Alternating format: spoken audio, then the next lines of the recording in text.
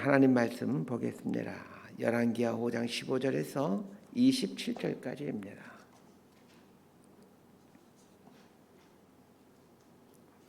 열왕기하 5장 15절에서 27절까지 말씀 번갈아 가며 읽습니다. 제가 먼저 읽겠습니다. 나아만이 모든 군대와 함께 하나님의 사람에게로 돌아와서 그의 앞에 서서 이르되 내가 이제 이스라엘 외에는 온 천하에 신이 없는 줄을 아나이다. 청하건대 당신의 종에게서 예물을 받으소서 하니 이르되 내가 섬기는 여호와께서 살아계심을 두고 맹세하노니 내가 그 앞에서 받지 아니하리라 하였더라. 나아만이 받으라고 강권하되 그가 거절하니라. 나아만이 이르되 그러면 청하건대 노새 2마리의 이 실흙을 당신의 종에게 주소서. 이제부터는 종이 번제물과 다른 희생제사를 여호와의 다른 신에게는 드리지 아니하고 다만 여호와께 드리겠나이다. 오직 한 가지 일이 있사오니 여호와께서 당신의 종을 용서하시기를 원하나이다. 곧 내 주인께서 림몬의 산당에 들어가 거기서 경배하며 그가 내 손을 의지하심에 내가 림몬의 신당에서 몸을 굽히오니 내가 림몬의 신당에서 몸을 굽힐 때에 여호와께서 이 일에 대하여 당신의 종을 용서하시기를 원하나이다 하니 엘리사가 이르되 너는 평안히 가라 하니라. 그가 엘리사를 떠나 조금 가니라.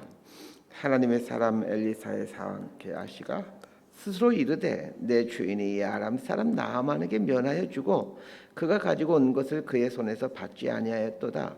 여호와께서 살아계심을 두고 맹세하노니 내가 그를 쫓아가서 무엇이든지 그에게 받으리라 하고 나아만의 뒤를 쫓아가니 나아만이 자기 뒤에 달려옴을 보고 수레에서 내려 맞이하여 이르되 평안이냐 하니 그가 이르되 평안하나이다. 우리 주인께서 나를 보내시며 말씀하시기를 지금 선지자의 제자 중에 2 청년이 에브라임 산지에서부터 내게로 왔으니 청하건대 당신은 그들에게 은 1달란트와 옷 2벌을 주라 하시더이다. 나아만이 이르되 바라건대 2달란트를 받으라 하고 그를 강권하여 은 2달란트를 2 전대에 넣어 매고 옷 2벌을 아울러 2 사안에게 치우매 그들이 게하시 앞에서 지고 가니라. 언덕에 이르러서는 게하시가 그 물건을 2 사안의 손에서 받아 집에 감추고 그들을 보내 가게 하노. 들어가 그의 주인 앞에 서니 엘리사가 이르되 게하시야 내가 어디서 오느냐 하니 대답하되 당신의 종이 아무데도 가지 아니하였나이다 하니라. 엘리사가 이르되 한 사람이 수레에서 내려 너를 맞이할 때에 내 마음이 함께 가지 아니하였느냐. 지금이 어찌 은을 받으며 옷을 받으며 감람원이나 포도원이나 양이나 소나 남종이나 여종을 받을 때이냐. 27절 함께 읽습니다. 그러므로 나만의 나병이 내게 들어 내 자손에게 미쳐 영원토록 이르리라 하니 게하시가 그 앞에서 물러나오매 나병이 발하여 눈같이 되었더라. 아멘. 오늘 본문은 이 나아만 장군에 대한 이야기이기도 하면서 또 엘리사의 종 게하시에 대한 이야기가 같이 나오고 있습니다. 나아만 장군은 아람 나라의 군대 장관입니다. 이 고대 세계에서는 이 왕 다음으로 높은 사람이 군대 장관입니다. 북이스라엘 역사를 보면 200여 년 동안 9번의 왕조가 바뀌게 되는데 하나같이 군대 장관들이 쿠데타를 일으켜 왕권을 탈취하게 됩니다. 이 다윗 같은 왕도 이 요압 장군 때문에 골머리를 앓게 되는데 이 군대 장관 요압의 세력이 너무나도 막강했었기 때문입니다. 이렇게 고대 시대에서는 군대 장관이라는 자리는 왕의 버금가는 자리였습니다. 왜냐하면 모든 군대를 통솔하는 자리이기 때문입니다. 더군다나 나아만은 아람이라는 나라를 위기에서 구한 그 나라의 영웅이었습니다. 그러하기에 나아만이 아람에서 차지하는 위치는 실로 대단하였습니다. 그런데 나아만은 문둥병자였습니다.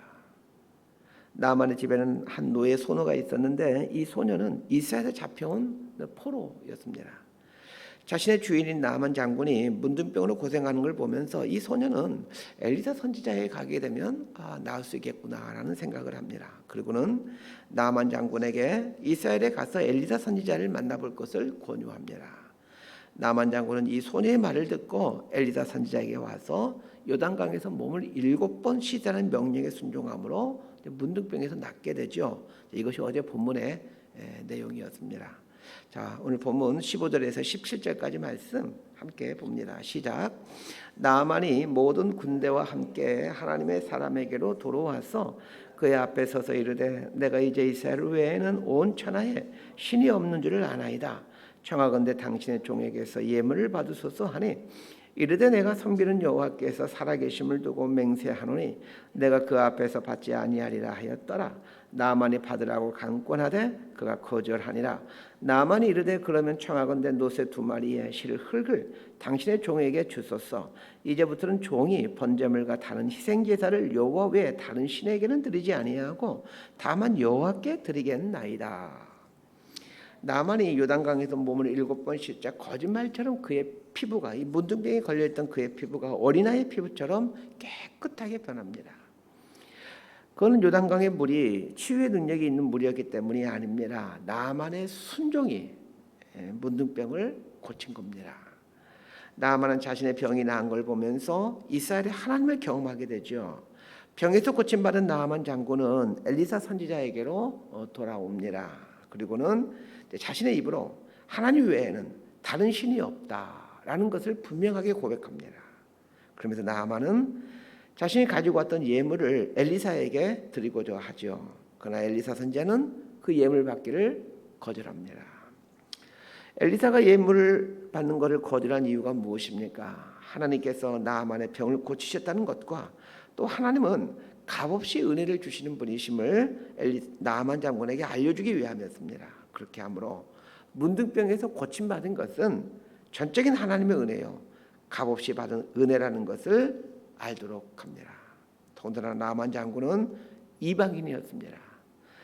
이 이방의 신들은 끊임없이 무언가를 요구하는 특징이 있습니다. 그래서 이방신을 위한 제사를 보면 무엇인가 귀한 것들을 바친다는 특징을 가지고 있죠. 이런 사실을 잘 알고 있는 엘리사는 이스라엘의 하나님은 무엇인가 바치는 것에 대한 보상으로 복을 내려주는 분이 아니라 우리에게 은혜를 베풀어 주시는 분이심을 알려주고 싶었습니다. 더군다나 나아만 장군의 위치라면 아람에 있는 많은 사람들에게 영향을 주는 위치입니다. 그러하기에 그에게 바른 하나님을 전해줘 그를 통해 아람 나라에 하나님이 널리 전파되도록 하고 싶었던 것입니다. 나아만 장군은 문둥병에서 낫게 되는 기적을 경험합니다. 기적이나 능력을 체험한 사람들의 신앙관이 한쪽으로 치우치게 되는 경향이 많습니다. 엘리사는 하나님의 기적을 경험한 나아만 장군에게 이 하나님의 어떤 분이신지를 말해주고 싶었습니다. 자, 이러한 깊은 뜻이 있었기에 나아만 장군이 주고자 하는 예물을 받지 아니했던 것입니다. 또한 예물을 받지 아니한 것은 엘리사 선지자 자기 자신을 위함이기도 했습니다. 나아만이 준비한 예물이 은 10달란트, 한 달란트는 4kg 정도가 됩니다. 그러니까 은 10달란트라면 은 340kg입니다. 어마어마한 양이죠. 또 금 6,000개와 의복 10벌입니다. 오늘날 돈으로 환산하면 정확할 수는 없지만 수백억 이상이 되는 어마어마한 양의 돈입니다. 이 많은 물질 앞에서 자기 자신을 지키고 싶었기 때문입니다. 더군다나 엘리사는 수많은 선지자 후보생들을 지도하고 있습니다. 제자들이 자신의 공동체에 수백억이 생겼다는 것을 알게 된다면 그들의 마음이 어떠하겠습니까? 자신들도 엘리사 같은 선지자가 되어 한탕에 수백억을 벌게 되는 헛된 꿈을 꾸지 않겠습니까?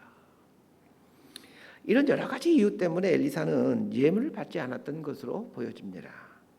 엄청난 양의 예물 앞에서도 흔들리지 않는 엘리사를 보면서 나아만 장군은 하나님에 대해서 그리고 하나님을 믿는 신앙에 대해서 깊은 충격과 도전을 받았음이 틀림없습니다.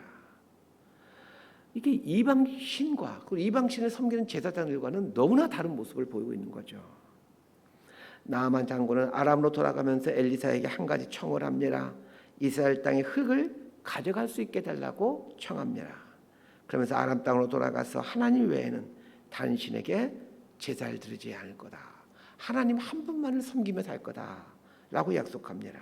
이 이스라엘의 흙을 가져가겠다라는 것은 이스라엘의 하나님을 기억하며 살겠다라는 뜻이고, 이 흙을 보면서 그 땅을 다스리고 계시고 역사하고 계시던 그 하나님만을 섬기겠다라는 말입니다.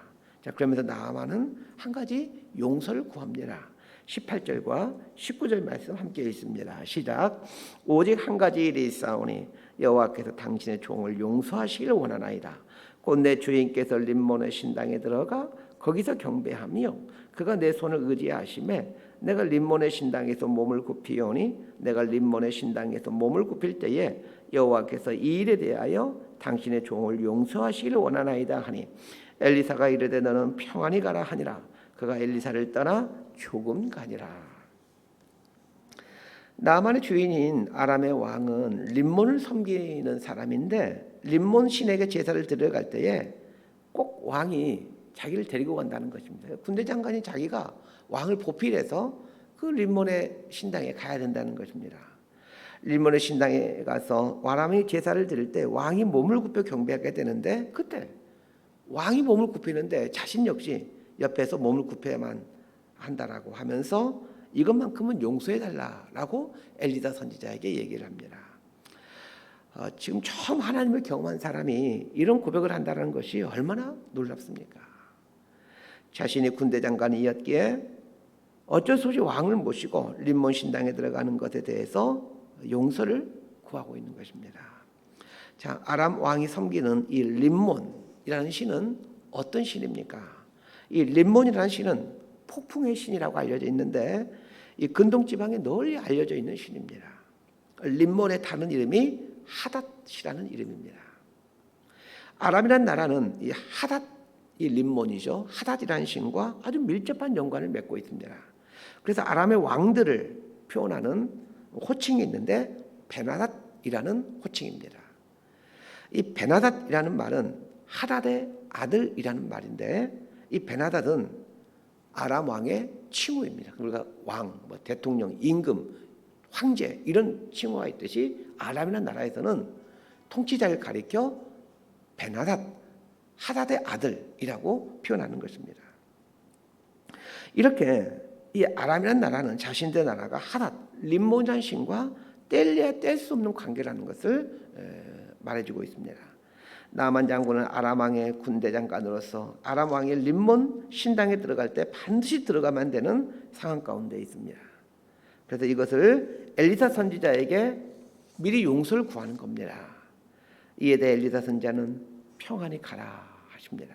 무슨 말입니까? 하나님께서 당신에게 평안을 주실 것이다 라는 말입니다. 이런 고백을 하는 나아만에게 안 됩니다. 당장 림몬의 신당에 들어가는 것을 끊어야 됩니다. 이렇게 엘리사 선지자는 말하지 않습니다. 왜냐하면 이 부분은 나아만 장군 스스로가 오랜 세월 동안 고민하며 싸워가야 되는 문제이기 때문에 그렇습니다. 그런데 재미있는 사실이 있습니다. 나아만 장군이 결국은 어떻게 되었을까요? 아람 땅으로 돌아가서 그럼 계속 하나님만 섬기는 신앙생활을 했을까요? 아니면 옛 습관대로 그리고 자신의 자리를 유지하기 위해 어쩔 수 없이 림몬 신을 섬기는 사람이 되었을까요? 성경은 명확하게 얘기해 주지 않습니다. 그러나 충분히 알아챌 수 있을 만큼 힌트를 주고 있습니다. 내일 본문인데 아람 왕이 이스라엘과 전쟁을 하게 됩니다. 더군다나 그 전쟁에서 전쟁 일으킨 목적이 엘리사 선지자를 잡기 위해서 전쟁을 합니다. 재미있는 사실은 이 전쟁에 군대 장관이 나아만이 보이지 않는다는 것입니다. 그렇다면 어떤 일이 일어났는지 쉽게 추측할 수 있습니다. 아람으로 돌아간 나아만 장군은 결국 림몬 신을 섬겨야만 하는 군대 장관직을 내려놓고 하나님을 섬기는 평민으로 돌아갔다는 것입니다. 아람 나라의 2인자였지만 자신의 신앙 양심에 림몬 신당에 들어가는 것은 도저히 허락할 수가 없었던 것입니다. 또한 자신의 평생의 생명의 은인이라 할 수 있는 이 엘리사 선지자를 잡으러 가는 일에 자기가 동참할 수가 없었던 것입니다. 그리고는 아마도 이 군대 장관직을 내려놓았다는 것으로 보여집니다. 얼마나 참 멋있는 분입니까? 이 아람의 군대 장관 제2인자의 자리가 보통 자리입니까? 신앙을 위해서 그 자리를 과감히 내려놓는 것입니다. 오늘 본문에는 나아만 장군의 이 멋진 이야기도 나오지만 엘리사의 사환이었던 게하시의 이야기가 등장합니다. 나만 장군을 다룬 이야기에서 게하시의 이야기로 끝이 난다는 것을 주목하셔야 됩니다. 엘리사가 아무런 예물도 받지 않는 걸 보고 있었던 게하시는 마음이 너무 불편했습니다. 지금까지 가난하게 살아왔는데 이제 한번 배부르게 살 수 있는 절호의 기회가 되었는데 엘리사 선지자가 이 기회를 발로 차버리고 있는 것입니다. 그래서 게하시는 돌아가는 나아만 장군을 뒤쫓아가서 우리 엘리사 선지자께서 한 말이라고 거짓말로 하면서 은 2달란트와 옷 2벌을 얻어오게 됩니다. 이 게하시라는 엘리사 선지자의 사환을 한번 생각해 보십시다. 어려서부터 엘리사의 사환이 되어 엘리사를 수종드는 삶을 살았던 것으로 보여집니다. 강직한 엘리사 선지자의 사환으로 사는 동안 좋은 것을 먹어본 적이 있겠습니까? 좋은 옷을 입어본 적이 있겠습니까? 저는 게하시가 욕심을 부리는 것이 충분히 이해가 됩니다. 물질을 탐하는 마음을 갖는 것은 전혀 이상한 일이 아닙니다. 저 또한 지금보다 더 나은 경제적 여건 속에서 살고 싶은 욕망이 있기 때문입니다. 저 또한 돈 앞에서 마음이 흔들릴 때가 있기 때문입니다. 더군다나 나만 장군이 주려고 하는 것이 어디 한두 푼입니까? 그럼에도 불구하고 엘리사는 돈을 받아온 게하시에게 징벌을 내립니다. 자, 24절에서 27절까지 말씀 함께 읽습니다. 시작. 언덕에 이르러서는 게하시가 그 물건을 두 사안의 손에서 받아 집에 감추고 그들을 보내 가게 한 후 들어가 그의 주인 앞에 서니 엘리사가 이르되 게하시야 내가 어디서 오느냐 하니 대답하되 당신의 종이 아무데도 가지 아니하였나이다 하니라. 엘리사가 이르되 한 사람이 수레에서 내려 너를 맞이할 때에 내 마음이 함께 가지 아니하였느냐. 지금이 어찌 은을 받으며 옷을 받으며 감남원이나 포도원이나 양이나 소나 남종이나 여종을 받을 때이냐. 그러므로 나아만의 나병이 내게 들어 내 자손에게 미쳐 영원토록 이르리라 하니 게하시가 그 앞에서 물러나오매 나병이 발하여 눈같이 되었더라. 게하시가 돈을 받으러 가는 과정을 잘 살펴보면 우리가 죄를 짓는 이 절차를 알 수 있게 됩니다.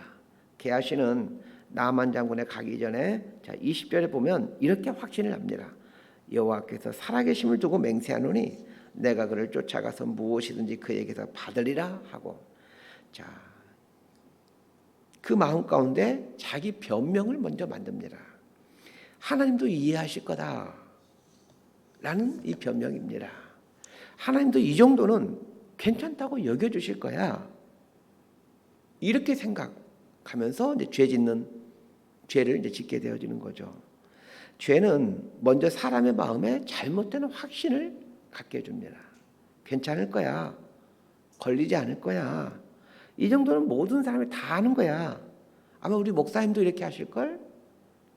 그러나 막상 죄를 짓고 나면 마음에 불안이 옵니다.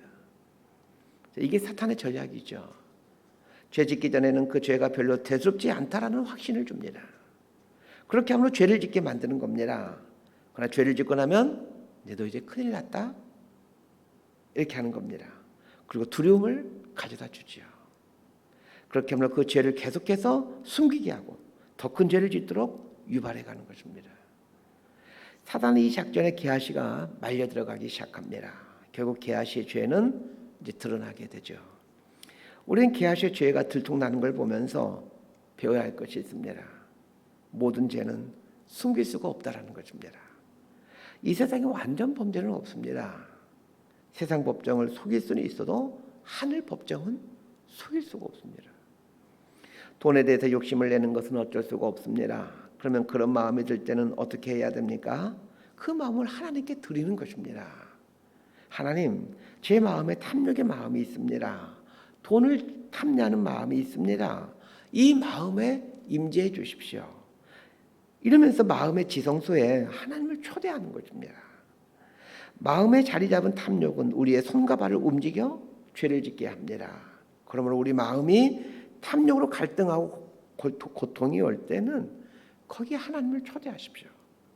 다윗이 밧세바를 범하고자 할 때 분명 그 마음이 갈등이 되고 고통이 되었을 겁니다. 그때 그 마음에 하나님을 초대했더라면 유혹을 이겨낼 수 있었을 것입니다. 말씀 정리합니다.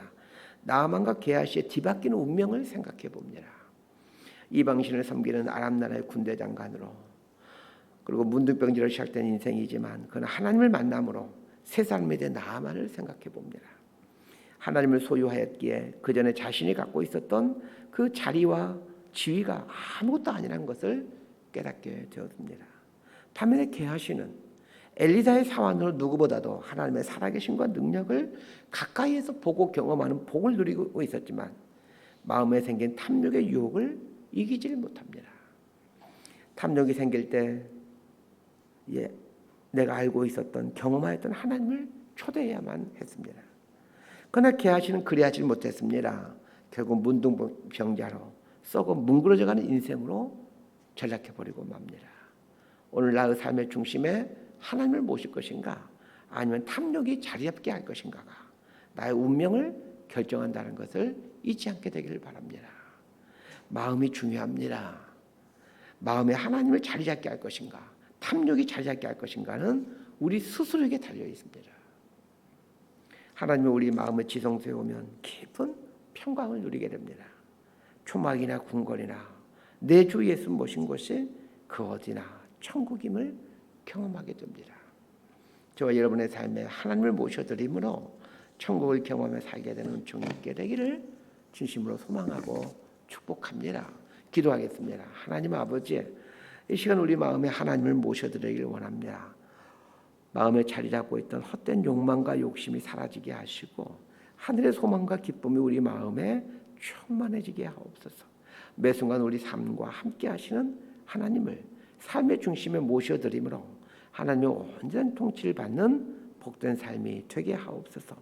모든 죄는 반드시 드러나게 된다는 것을 알고 죄가 우리 마음에 자리를 잡아가고자 할 때마다 아무것도 숨길 수 없는 하늘 법정임을 생각하게 하시고 죄의 결국이 어떠한지를 알아 죄와 싸워 승리해가는 거룩한 백성이 될 수 있도록 은총을 베풀어 주옵소서. 예수님 이름으로 기도드리옵나이다. 아멘.